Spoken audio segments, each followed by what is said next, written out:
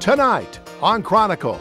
The overall sort of guiding principle behind the garden is a journey. It's a breathtaking journey through 30 acres of gardens, sculpture, and hidden oases. I love the wholeness of it, that there are a series of rooms that are connected and paths that connect them. It's a bunch of small entities all connected together to be integrated into a whole. Why the owners of Bedrock Gardens hope to open it for everyone.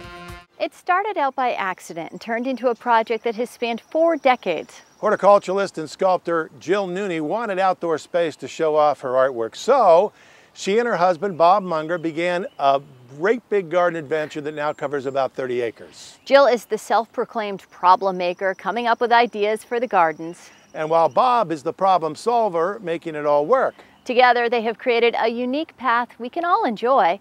Producer Cindy Jupp Jones does the honors.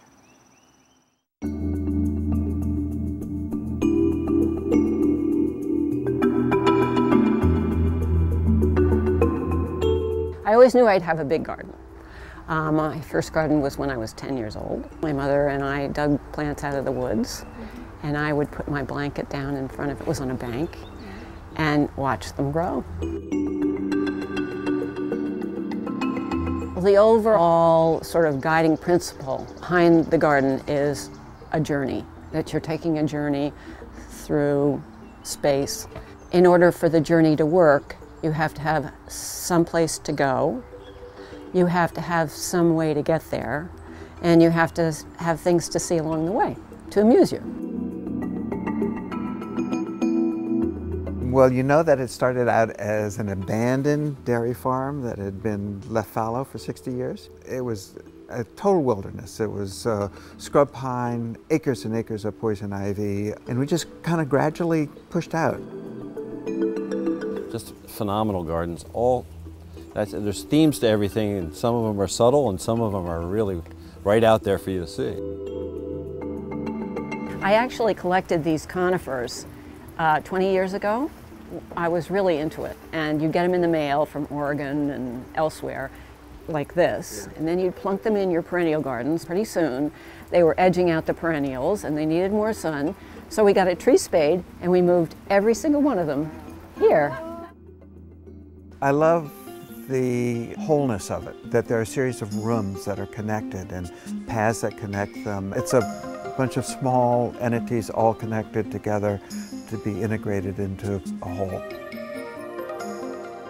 It goes from an enclosed garden like the parterre where you can't see out because of the hedge, to a straight and narrow where the garden opens up and with a blue tree and people go, ah! And then there's the sort of secret swaleway, dark, full of wildflowers. And then there's the spiral garden. I was collecting these roof ventilators, you know, those entrancing things. I thought, I have got a lot of these roof ventilators. I'm going to do something with this. And there was my swirl sculpture. And after that, I did the swirl on the ground. Another principle behind the garden is the notion of axes. And an axis is just a sight line. So much can be going on in a garden that happens 50 feet from you. A whole other event can be happening that you have no knowledge of. And that's part of what these axes do. You can turn around and say, ah, look. Looking at how she selectively opened it up and let the light come in, yet it's still natural.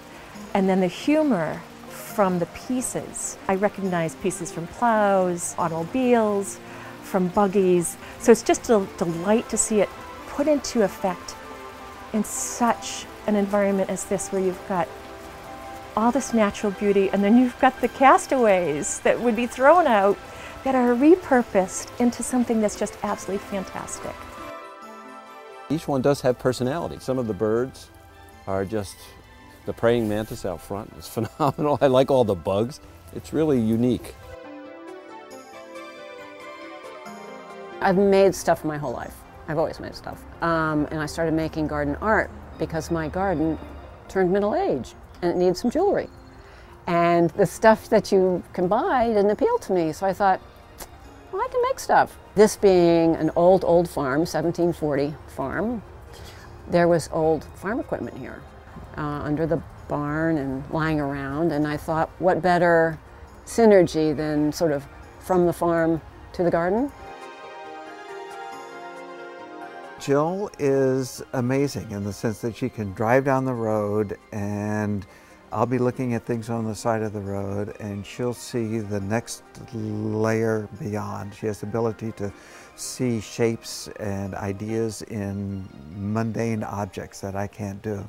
Well, you know what I say frequently is that every problem solver needs a problem maker, and every problem maker needs a problem solver.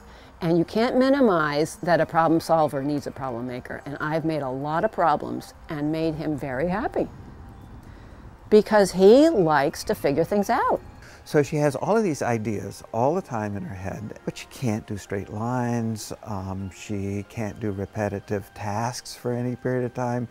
So that's where I come in. I'm the drudge. I'm the person that lays all the stones and makes the mechanical decisions.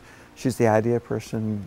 I'm the fixer, and we work incredibly well together. He says, you dream it up, I can make it happen. It's a perfect combination. The creativity that you start thinking, oh, I could do this, I could do that, I could do, yeah. I mean, we're looking at all kinds of ideas to do just some simple things. And then you just say, oh, this is just, it's an idea factory, I think, more than anything else. Well, I would say the garden's about 25 years old. We're still full of ideas and going strong, but we do worry when something happens to one of us, what will happen, because Bob couldn't do it without me and I couldn't do it without Bob.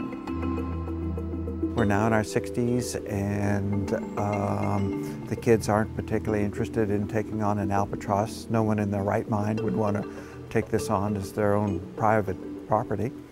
And so we are looking for a way to turn it into a public garden. This is a treasure that should not be lost, so I hope that they find a way to keep this going after they are no longer able to keep it going themselves. So that's my wish for them.